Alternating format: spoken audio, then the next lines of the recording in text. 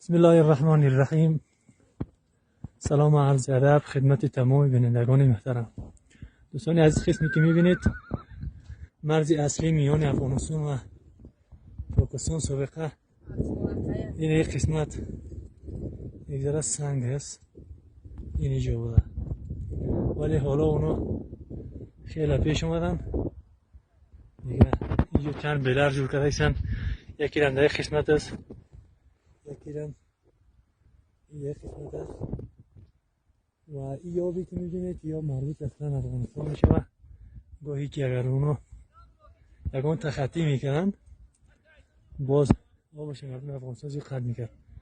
بالاخره این تمام هدف اینا سر همی آب است که اینو آب آباد است بیارن دیگه. یک بالر دیگه هم داره که در قسمت ای بالا است دیگه. اینجا تماما مربوط افغانستان است و این طرف هم تا ایدار سنگ است در یک قسمت.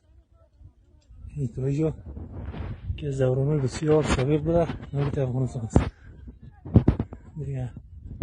اینا قد شدن که اساس اینجا را خصب بکنن. میبینن مجاهدین امارت اسلامی به ساحه آمدن تا یکی را از نزدیک بررسی بکنن و اگر به خوبی شود خوب نشود، اگر به زور هم که باشد ما یک وجب خاکمان را کسی نخواهیم داد.